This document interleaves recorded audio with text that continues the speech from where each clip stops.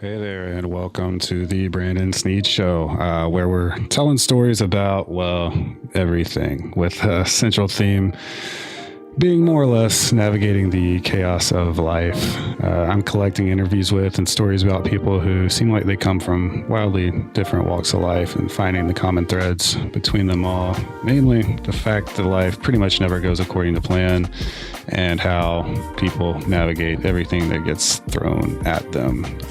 To that end, I'm unpacking stories of people who've been through amazing things, hard things, and are doing amazing things now, how they got here, the moments along the way they weren't sure they'd make it, and the things that pulled them through.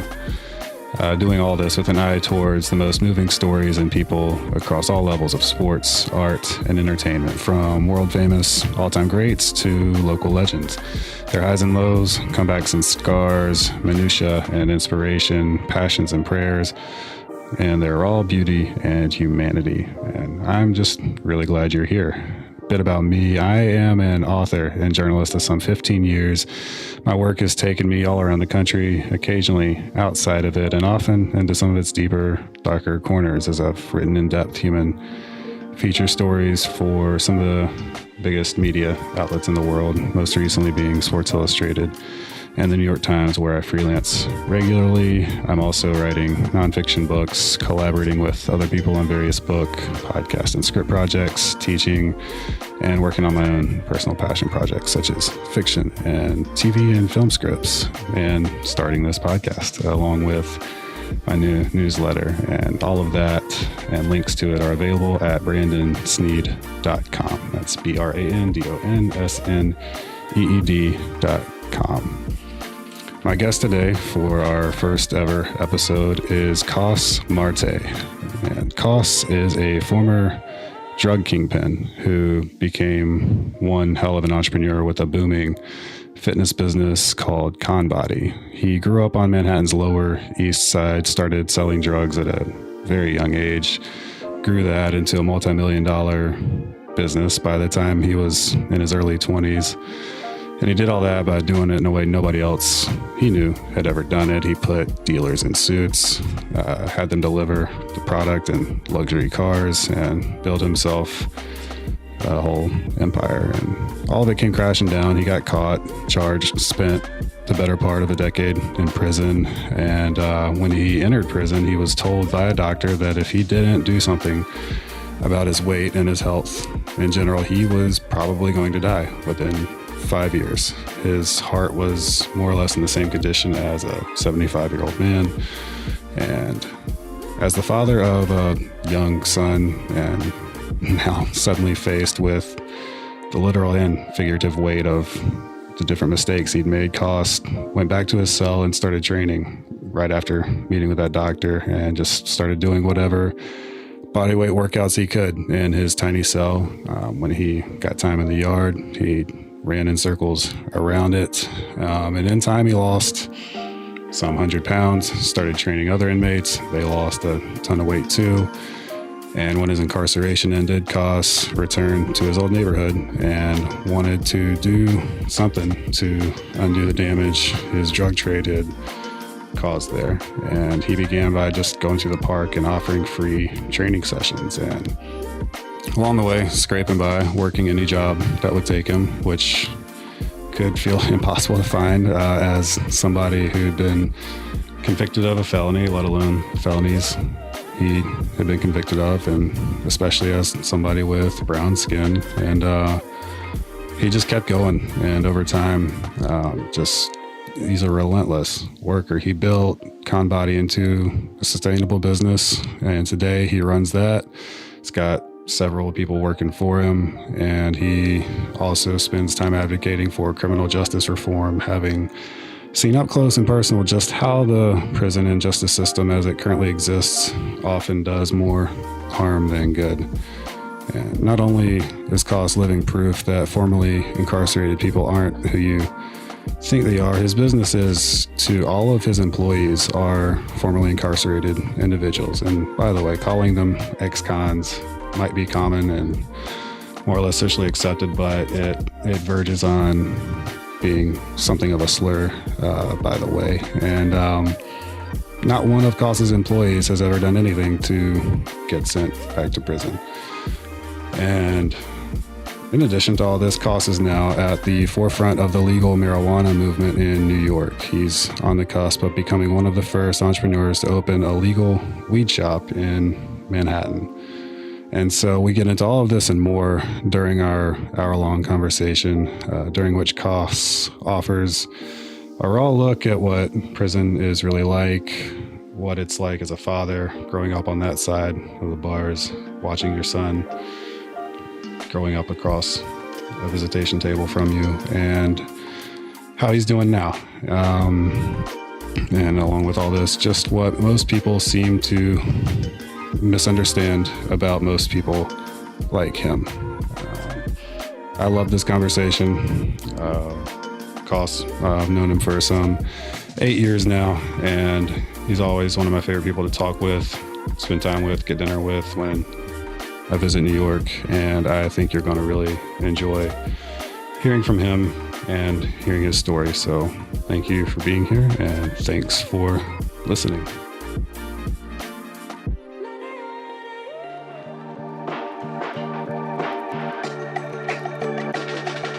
Coss Marte, founder, CEO of Conbody. That's been your main deal for a while now. Before all that, what led you to that was you were in prison when you developed that. Conbody's this, body weight workout system you developed that you can essentially do in, an area that's more or less the size of a jail cell, because that's where you were, starting to do it. You went to prison as a, certified drug kingpin, had, a whole ass delivery service like suits and ties and luxury vehicles and all that all over Manhattan, based out of Lower East Side. And you did that for quite a while. And that started when you were, like we were saying, you were a teenager, started off selling some weed, trying to make some money and, product to your environment. The way a lot of people are, you just saw it as, hey, here's some way to make some cash. You had no money. You got tired of recycling cans and bottles, and one thing led to another. And,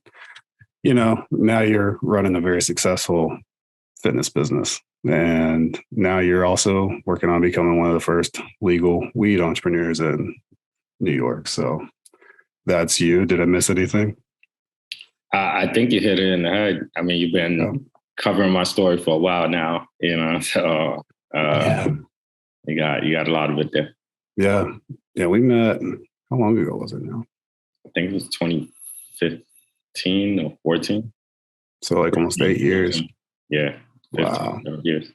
That's back when Conbody was brand new and it was Coss Athletics.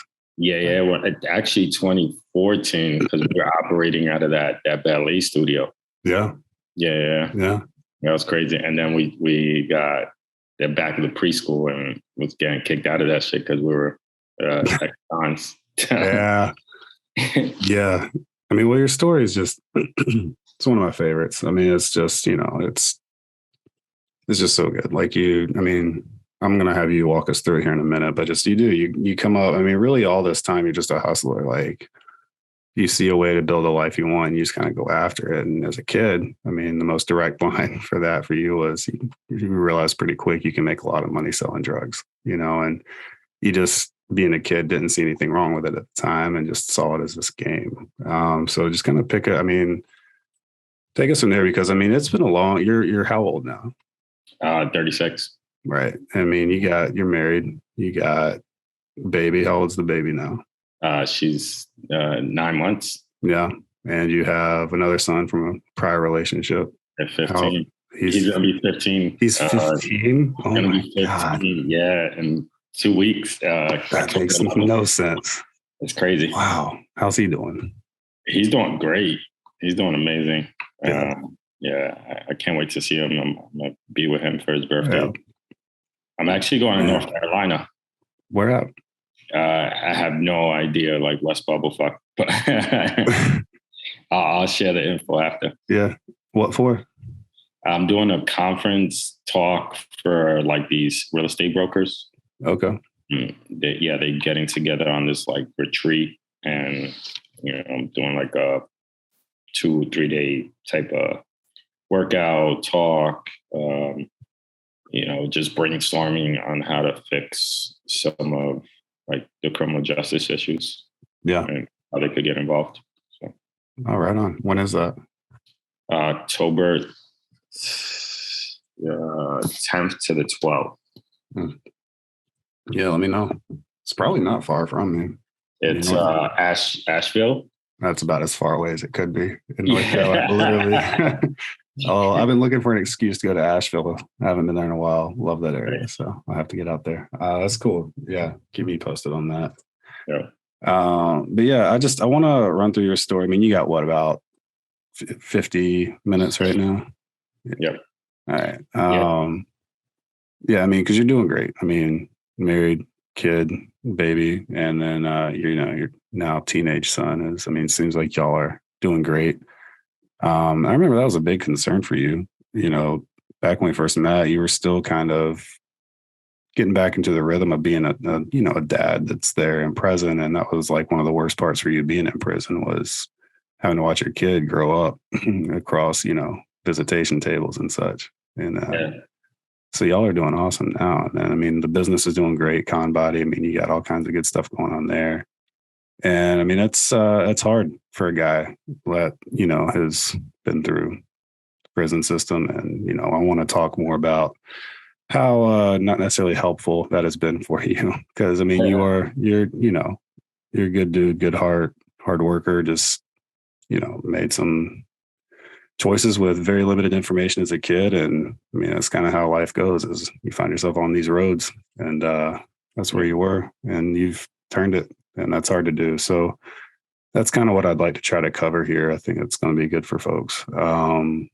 So it's just with that in mind, I mean, when did it start for you, the drug selling, that business? Because selling drugs started in middle school. And so I had a cousin that I started smoking weed with, and he was my age actually, but like he was smoking from like the age of 9, and he put me onto like at 11.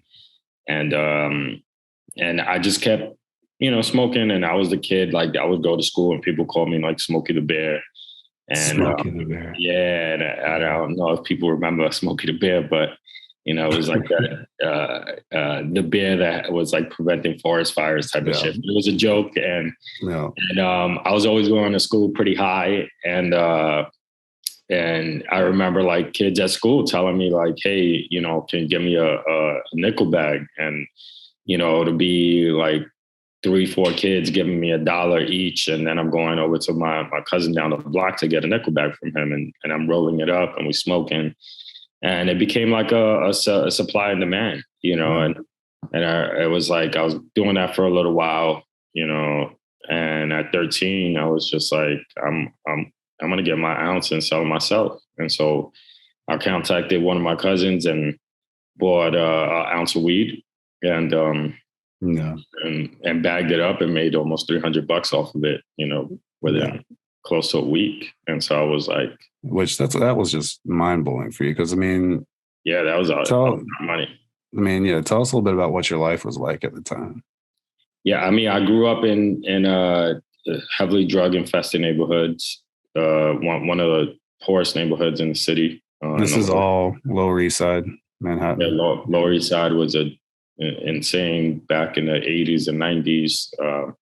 Nobody really wanted to live here. It was when the Twin Towers dropped, was when it really started getting gentrified. But it's a lot of gangs, a lot of drugs, and my mom and I, my mom immigrated from the Dominican Republic when she was pregnant with me, and we ended up in a tenement apartment. And for those who don't know what a tenement apartment is like couple hundred square feet of space, and we're like basically living on top of each other. I was sleeping on the couch with my mom, and I used to get frustrated that we were poor. We couldn't get anything, and my mom used to tell me I couldn't get this or that because of funds and money. And so I thought money was the answer to everything, and I was like, you're not going to get me this shit. I'm going to go get it my own. So I worked and did anything to just make a buck as a little kid. I'm talking about like 5 years old. I'm collecting bottles and cans from neighbors down the hall and bringing garbage bags to the corner bodega, changing up the nickels and stuff like that. And so that's what I grew up doing. And, in the summers, I would open up the fire hydrant, clean cars, all types of just small little hustle, and just trying to make a buck. But drugs was, a dream. It was a dream that I wanted to become a drug dealer because I saw the people that had money in my neighborhood, and those people had the big chains and the cars and the ladies, and the people that had, success in my eyes as a kid. And so I followed in their footsteps, and some of them were family members, distant cousins that, I looked up to. And how did you work through the whole stickiness of the illegality of it all as a kid? What was kind of the logic you used to? Because I remember talking to you about this a lot, and it was just the way that you thought about it as a kid. It was interesting. Yeah, as a kid, you don't get sentenced a lot of time or prison time. If you carry a small amount of drugs as a kid, it was most of the time like a slap on the wrist, or you get a little short sentence. You could get away with a lot of stuff. And so the mentality behind it was to, manipulate the system.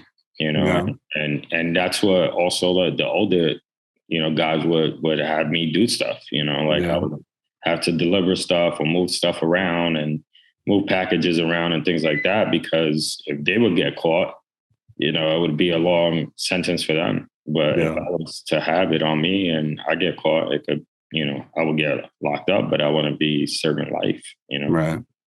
Well, and I remember you also mentioning at one point, a kid growing up in that situation that you were in, looking out at the world around you, you didn't feel like the same options were available to you to find the success you would need in a quote unquote legal way. As a kid, it's all you can see. You can't see the. Yeah. There's people that went to school, went to college, but they never really came back, so I never saw a real success story as a kid. I never saw anybody go to college and come back to the neighborhood, and and I didn't see money come out of that. That was just not I heard about it, but I didn't think it was, I don't know. Maybe maybe I knew it could be a reality, but it wasn't a reality because it was not in my perceived eyes, Well, as a kid, things don't really feel real to you unless they're right in front of you. Exactly. Yeah. Okay. And so that's how I felt. Yeah. And so, this leads to just walk us through you becoming, what was the name of your business that you ended up? So in the beginning, it was Happy Endings. And Happy Endings came about because we had, there was a real Happy Endings, like a sex parlor in the neighborhood. There was a lot of them, actually. Within a 3-block radius, there might have been 6 or 7 of them. Oh, wow. And so there was one on Broome and Forsyth. It was called Happy Endings, and they shut it down. They got caught, and they opened up a bar there, and they called it Happy Endings. And so that's when the neighborhood started really getting gentrified. I'm talking about 2002, 2003, and so, I basically went in there and started marketing to these people that were going in there. And these were people that were white, young professionals with money, and they were looking to have a great time. And so I basically used the exact name and acted and I was selling drugs to the owner. I was selling drugs to the manager. I was selling drugs to the bouncer there. So it looked like I was working there. I was they had a basement. They had little booths, rooms where people were using sniffing coke out of it, and wow. weed. And so it was, out in the open, and I was there with all the drugs. Yeah.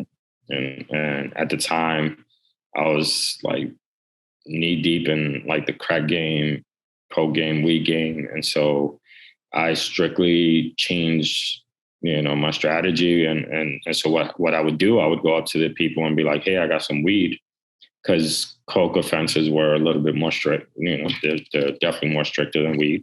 And so I would tell them like, hey, I got some weed. And they'd be like, oh, really? And I was like, yeah, you want to smoke? And so I would, light up a blunt or whatever, a joint, and they would smoke, and I would know that they're not a cop, and be like, hey, by the way, I got a coke delivery service, and you can buy weed off of me too. So I'll hand them my business cards. And so that blew up, that came to an existing because of the product of my environment, the gentrification came through and I took advantage of it. Right. And and I mean, I would imagine, if you do see people going down for using or even selling, and if it's, one of these white collar white dudes, you're probably not getting in as much trouble. Things like that. So like you knew your market. Yeah, I mean, it was an easier market to deal with too. Like I, as a kid growing up and sitting on a milk crate selling drugs, I was putting my life in danger every single day. I had to carry a gun around. I had to, watch my back because somebody in the other block might be plotting on me and trying to rob me, and a whole bunch of bullshit neighborhood beef, and when I was dealing with rich, wealthy people, it was just like, I didn't even have to worry about that. I didn't really have to watch my back. I was moving around like nothing. And by the age of like 19, I was generating $2 million in profit. We were probably making about $5 million in revenue. Wow. And how many people did you have like working for you by then? There was over 20 people working for us. We had 2 shifts, delivery services, 24 hours around the clock. We had dispatcher, people that bagged. We had like professional texters, because you were oh, hang on. I thought I had do not disturb on. It is now. But what I was going to say is you were DoorDash. Yeah, I get drug dash, right? Drug dash. I mean, it's just it was a crazy operation. We had to text using flip phones, which most, if you're younger than probably 30 or now, that you don't understand that, like you had to press like B, B, E, E, C, hold down the buttons. Like the number one's A, B, C, you got to tap it 3 times to get to the C. You can't copy and text, nothing, so we literally had people doing that all day, all night, And so. And then, I mean, how often were you like getting robbed and dealing with stuff like that? I was not getting robbed. I got robbed a couple times. I could count with my hands the amount of times I got robbed, but you're paranoid. You're dealing. You don't know who's watching you. You don't know who's spying on you.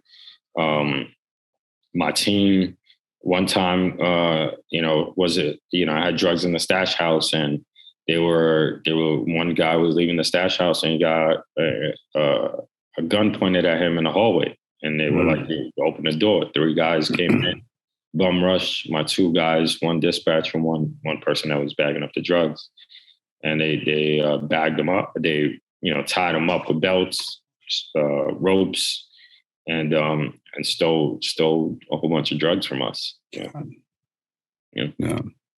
I mean, you were just like having to live in just a constant, like heightened state, just adrenaline 24/7. Yeah. And that translated to like when you would actually like go have fun. I mean, you would ball out. I mean, you once described it to me as like Grand Theft Auto without killing people, like just anything went. Yeah. we were operating pretty crazy. I did not follow any rules. I was literally like Grand Theft Auto, like taking red lights, parking or anywhere, just doing whatever. Yeah, it was just like no real rules. I mean, what's it like for you, like looking back on you back then? It's just insane, man. Just think that, I mean, I got away with a lot of shit, and I served my time and did my time. Yeah. I don't know. If I didn't go through that, I wouldn't be in the position I'm in right now. Yeah. Well, that's where I'm going with it. Well, for one of my favorite stories is you taking the horse carriage through McDonald's. Yeah. Yeah. Kind of sums it all up. But no, yeah, that's where this is going. I mean, you do eventually get caught. I mean, you do some real time and you kind of realize this wasn't super cool what I'm doing. The money's great, but it's a terrible way to live. You were in terrible shape.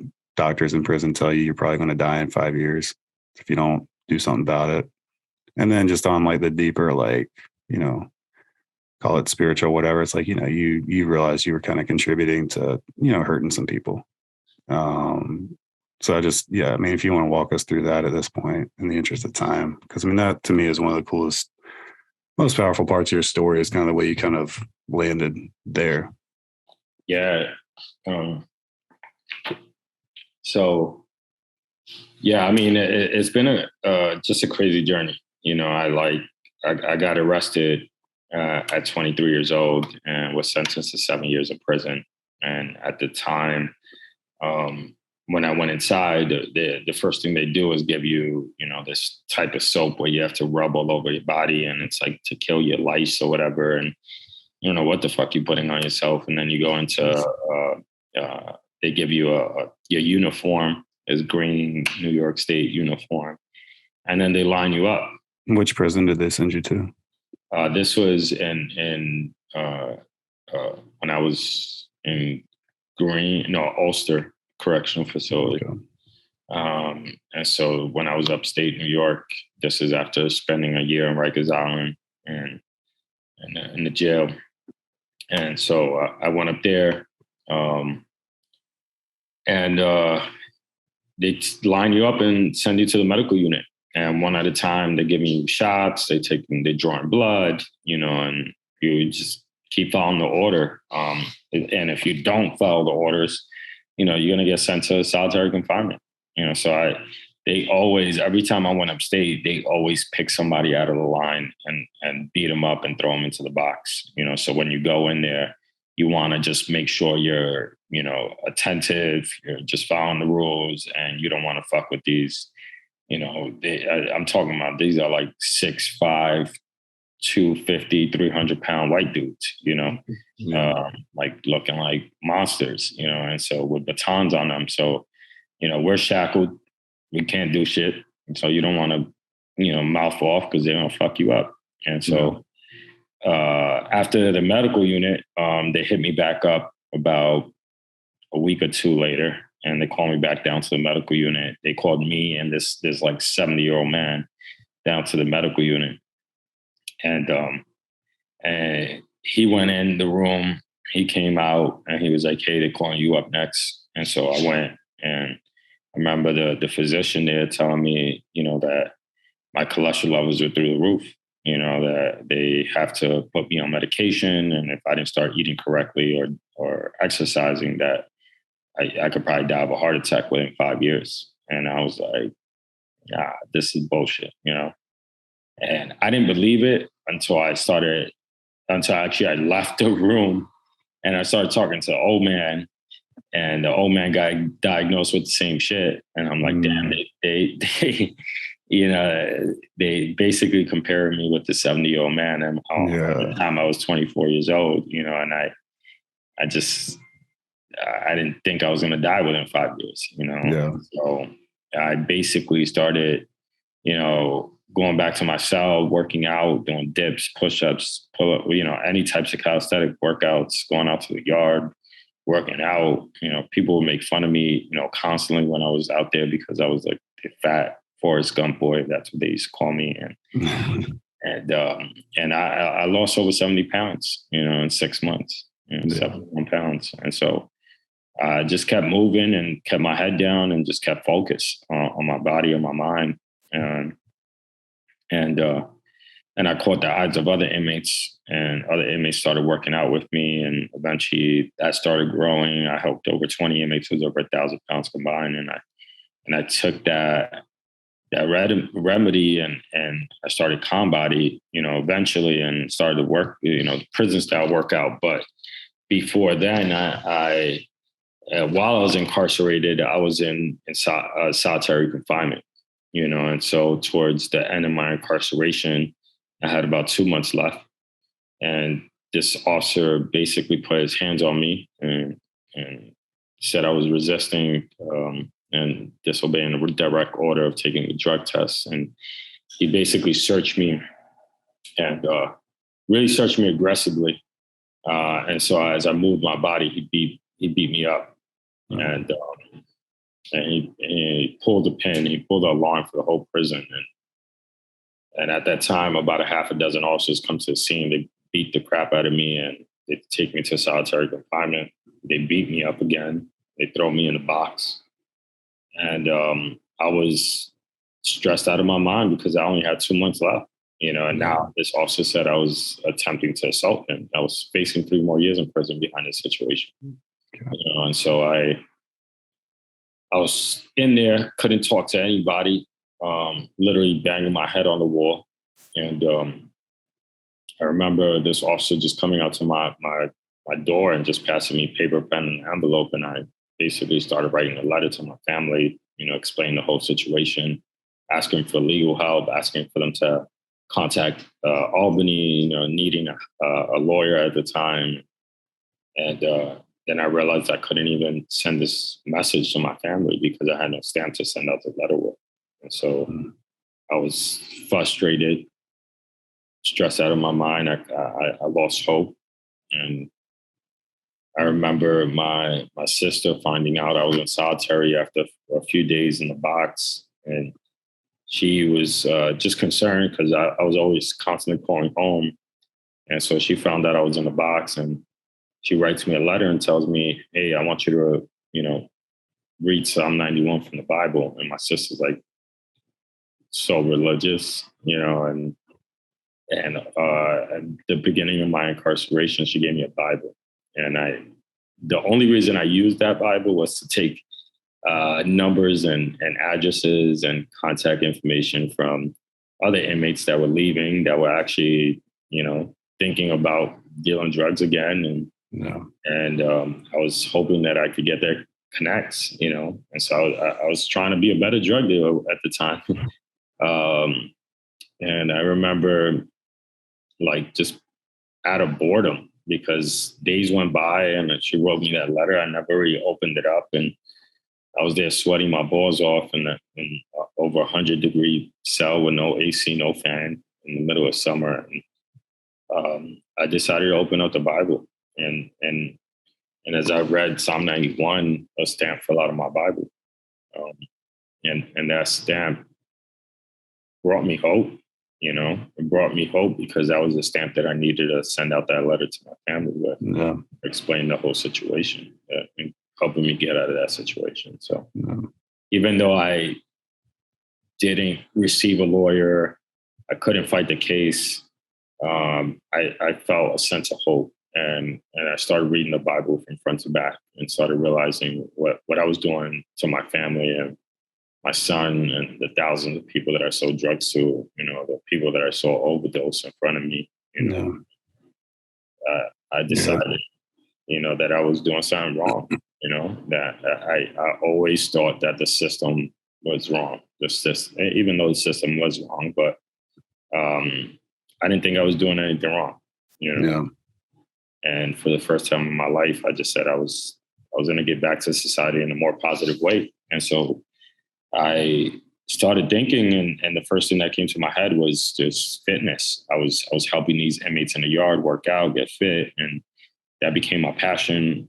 And I remember just writing I just kept writing and wrote out like my whole workout plan, wrote out exactly what I wanted to do when I came home, and just kept writing and writing and working out. And I came out with this whole routine. And I remember making like a spreadsheet of it, using the side of my Bible and these long file sheets of paper, and just did that. And I remember, saying like, this is what I was going to do when I came home in that cell. And there was times where I was like literally just picturing myself in that prison cell, looking at the wall, thinking I'm going to train thousands of people, and I looked crazy, but nobody was watching. And sometimes the guard will pass by and look at me like I was nuts, because I was talking to the wall. Yeah. But, and I came home and I did what I wrote, I did what I wrote. What was it, do you remember, that you read, or what kind of got you to that point of, just feeling like I want to do better by, especially your kid, but your family, and then just people in general? I mean, do you remember anything in particular that you read?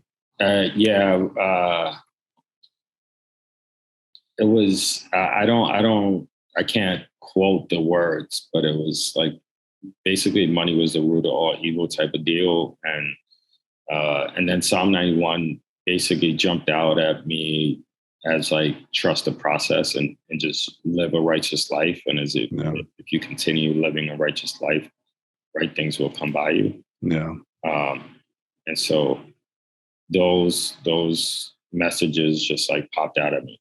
And I felt like being greedy and just, wanting more and not giving anything was something that was bringing me down. Yeah. And today, like, the more I give, the more I receive. And I don't even think about receiving shit, like things just pop up, Yeah. And they come to me. Right on, man. And then, from there, you're starting combat. Well, related to that, the whole, the prison system is fucked up. Your experience with it was bad. Like, how, give people an idea of what it's like and how, because correct me if I'm wrong, but your opinion of it seems to be nothing about it's particularly helpful for actually rehabilitating or reintroducing, folks like you to the world in a productive way. Maybe I'm overstating it a bit. But yeah, no, I think today there's a lot more opportunities depending on what system you're in. I've gone to correctional facilities that are really like, you'll be surprised. The wardens are like really wanting to turn things around and really wanting to bring programs in and wanting the inmates to look and receive some type of hope. But when I was in there was nothing. There was no one coming in. There was no programs. There was no real future.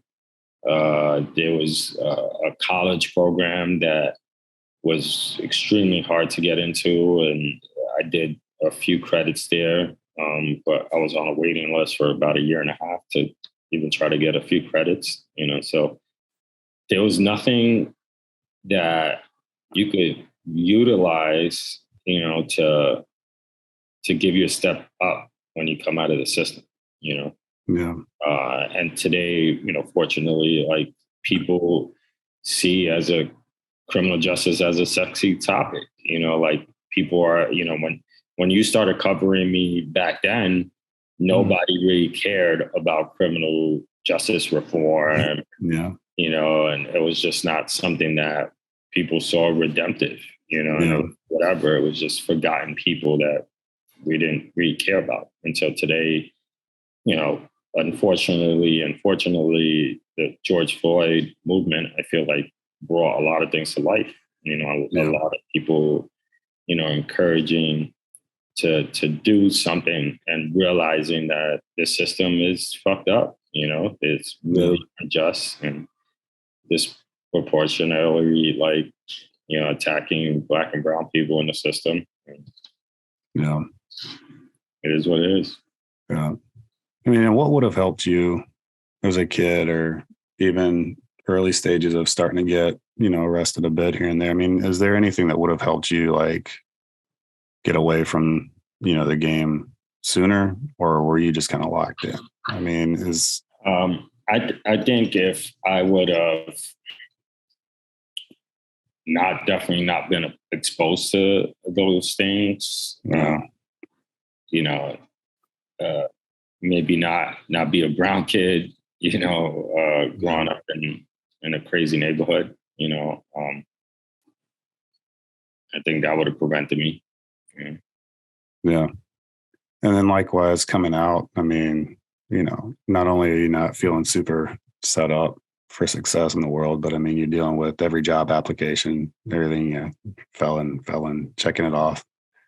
Yeah. I mean, coming home, like just having that discriminatory factor that I had, a crazy rap sheet, and telling people that I deserve a second chance. Like, most people didn't believe that I was a changed person, that I wanted to, just come home and do the right thing, support my family, get back on my feet, help others that been in my situation, and so it was, I believe, I mean, just a lot of tenacity, just to through, and a lot of grit, just to keep going.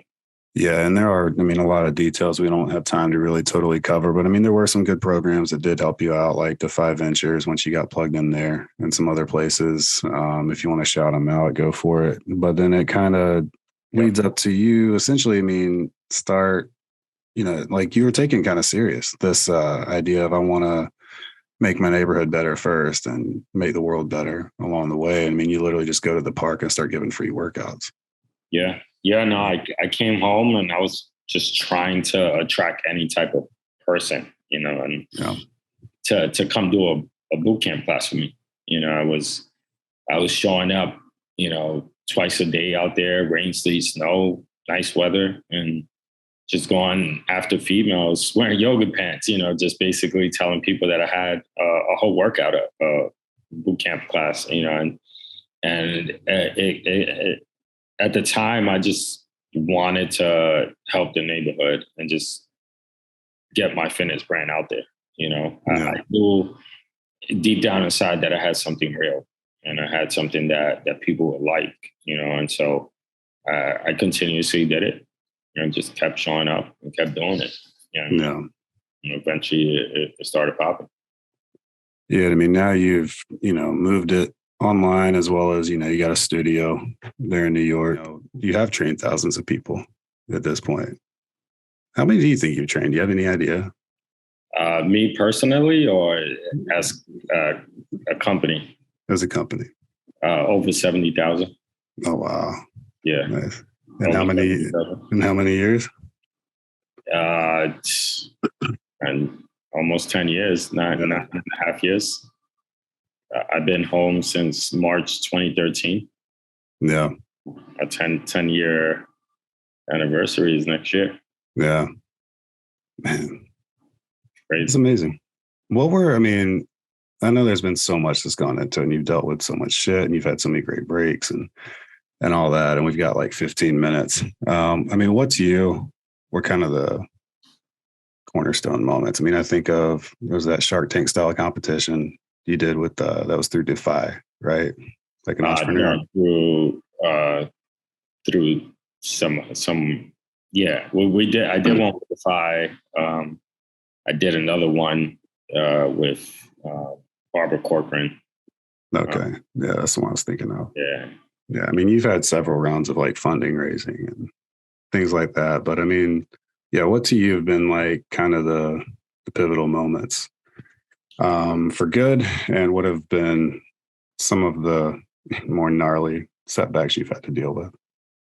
I think, a lot of the pivotal moments have been, just seeing the people that are affected, because I could like win a competition, I could, work on raising money and get something happening.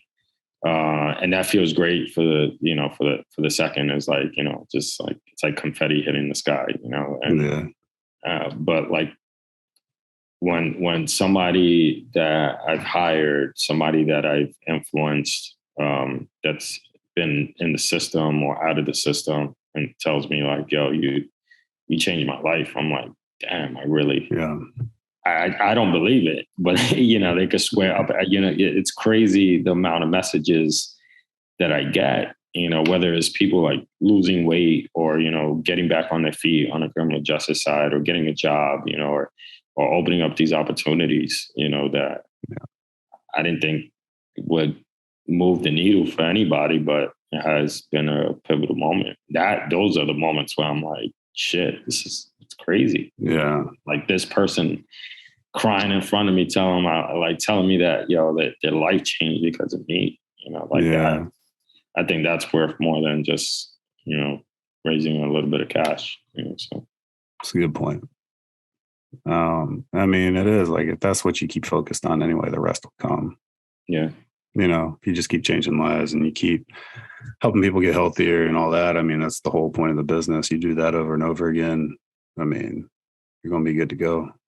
And it kind of like echoes that Psalm 91 idea, trust in the process, live a good life, and just wait for it to work out for you. Yeah. And sometimes, and on the negative side, there's been moments where you're like, but think I'm going to come out of this situation, like, yeah, you're down and out, and it's fucked up. And I mean, there's been a few times you thought the business was over. Yeah. Yeah. Well, I can't find a location, where people wouldn't rent to me because of my criminal record, or, kick me out of, rental facilities because of it, or, things that I've gone through with, that I've signed, contracts that fuck me over, that I should have not trusted that person's like word of mouth, and I should have, got protection and lawyer. But it's all, it's a learning experience, man. It's a learning experience that teaches me, how to be a better entrepreneur for the next time. And it's been a great tool that I've been able to obtain, throughout my journey and starting this new company right now. Yeah. Yeah. And all this has led to, because I want to cover the ConBud thing a bit too. Not trying to rush through things here, but in the interest of time, I mean, how has that led to this? And I mean, where are you trying to go from here, both with ConBody and ConBud? Yeah, I mean, I feel like both of them coincide together. We fuck you up and then we recover you. What we do is intense, and I feel like marijuana could be a medical, recovery drug. Whether you use it recreational, but it helps with muscle recovery. It helps with, helping you relax. Getting some sleep, Brandon. If you need some sleep tonight, you know what to do. No, it's not legal here yet, man. Yeah, can't mess with it yet. I need to come visit you again. Yeah, but it's it is. I feel like that's where I'm going with it, and then also like keeping the same mission aligned, and hiring people that have been affected around the world on drugs to work at ConBud. And so I have right now it's three of us. Two of my partners are two family members of mine. And then I'm looking to hire some of the part-time employees at ConBody to work part-time at ConBud. As they call them bud tenders, but I'm going to be calling them dealers. And I'll be sharing their stories and highlighting the way they got affected, and the way that they use now. So calling them dealers, I love that. Just lean all the way into it. Yeah.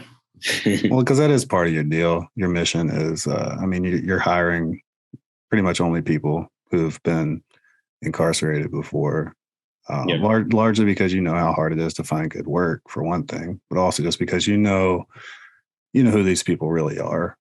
Yeah. I've met several of them. I mean, good people made hard choices, and then you got to deal with that. And part of dealing with that is the rest of the world who might have grown up a bit, to put it politely, less in need of desperate measures. I don't know, a little bit more in a bubble, maybe. Yeah. They just don't get it. What would people tell me like, why would you hire these people? Don't feel like they're gonna rob you? And I'm like, I trust these people more than I trust you. I've never been robbed by any of my employees. Literally don't use locks in the lockers. Like we trust. I tell people trust ex-cons with your shit. That's cool because like your clientele, especially now, they're people, they got some money, they got some nice things. They come in there, they throw their shit in their locker, no lock on it. They get trained by people who've been through prison, and it's just it's living, the reality of what you are, and people that have been through same stuff as you are like. It's just people, man. Yeah, that's it. Like nobody wants to be shitty. And no, like you find yourself like on this train takes off when you're a kid. And it's tough to get off of it until you get blown the fuck off of it, and then got to deal with that. But what kind of advice would you give, other people been through what you've been through? I feel like, if I would have been exposed to more, I would have hopefully had my eyes a little bit open to other possibilities and second chances too. If I was to be given second chances, but for those who are like growing up in a bad neighborhood, dealing with the situations at hand, like, thank God we have the internet today. It helps a lot. Yeah, what you see out there is there's more to the horizon. There's more possibilities now than ever. And so just open up your eyes, man. Just do something different. Whether it's and everything's gonna be hard. Everything's gonna be hard. We still got to grind it out every single day. We gotta work. If you want it, you got to work. And whoever tells you that shit comes overnight is bullshit, unless they won the lottery. Right. It's most people got to work hard, and they got to educate themselves and go through it. To make it. So just definitely trust the process, man. That's without Yeah. What do you tell? You go talk to people in prison sometimes. You talk to other kids sometimes. What do you tell them? When I go into prison, it's especially a new prison. It's hard because you go in there. Some of them don't want to hear this shit because there's people that go in there and talk, but when I share my story and relate where I came from, it starts touching them like, oh shit, like I'm happy to see somebody that was in my shoes in here, that's coming in like this, they get hope, and I think that's what people need, is just a little bit of hope. And that could go a long way, Yeah. What kept you going, especially when you got back out? Because I'm sure that you thought about going back to it at some point, right? Dealing. Yeah. I never thought about going back to selling drugs. Really? Yeah, never. For me, I was completely convinced that I didn't care if I was poor, living on the streets. Yeah. I just didn't want to. Anything was better than going back into prison. Yeah. And so that was just my mentality. And what keeps me going is that I feel like internally, and I think after reflecting, is I'm just a person that doesn't like to lose. I like to prove people wrong, and I'm just gonna keep going. And so that's the type of person I am. I feel like that's the type of person that like my mom raised, and my siblings are too. We're pretty competitive, and we just want to keep going. Is there like anybody in particular whose voice is like in your head you try to prove wrong, or is it just people in general? No, I guess people in general, but then this stuff that arises every so often, like I was in the New York Times 2 days ago, and there was a comment section. There was over 100 comments there talking shit. Read the comments, man. I love it. Haters are my motivators. And so I used it as like, nice. I'm gonna prove these motherfuckers wrong. And I'm gonna educate these people. So yeah. It is what do you think they need to learn? A lot of people don't read. It's just like they read headlines and then they just fucking, and it's like, if you like read everything, you really start understanding, and I hope people could, comprehend more. People just out here, they just like getting mad. They just don't know. They just don't know. It's like very, very, it's just uneducated, and if you read the whole shit, then you really start like, oh, this makes sense, so stop taking shortcuts, stop reading the headlines, saying bullshit. Has it been a process for you to get kind of in that headspace with it? Was it harder earlier on? I think in the beginning it was harder, but now it's like, there's more people that support me. And it's like a voting poll. So there's more people that encourage me, that follow me, that want me to succeed than all those people that are hating. And it is what it is. I find it funny and entertaining, and that's it. Yeah. Good deal, man. We're coming up on 11. Anything you want to make sure we plug here? Contact info, socials. What do you want people to know to keep up with you? Yeah, everybody that wants to follow me on Instagram, that's where I'm mostly at. Coss Marte. You can hit me up on direct messages. I'm answering pretty much everything. And you can follow us at Combody, Combud NY for the cannabis business. That's, being pushed forward. And that's it. If you want to email me, COSSMARTE@combody.com. Good deal, man. To end it on a lighter note, what do the tourists need to know about the weed vans in Times Square? The motherfuckers is going down, so a lot of weed vans are being confiscated. There's a lot of illegal shops that are operating in the city, and they're talking about taking them down. So we'll find out soon. But they're not playing. They're gonna. Yeah, you can make your buck right now. You get a little fine, or you get your shit confiscated, and you can make your money and leave. And so, if you want to take advantage now, go take advantage of the great market. But soon, I feel like it's just gonna be coming in down. Yeah. Good deal, man. Anything else before we go? Nah, just appreciate it, man.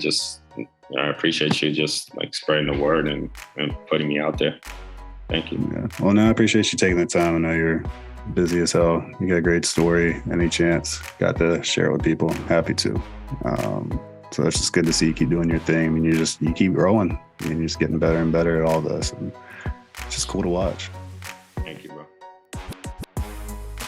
And that wraps it up for this episode. Thank you again for being here and for listening, and for bonus material, show notes, and other fun things I'll be announcing soon. Make sure to follow and subscribe to my newsletter, which you can find at brandonsneed.com. That's BRANDONSNEED.com.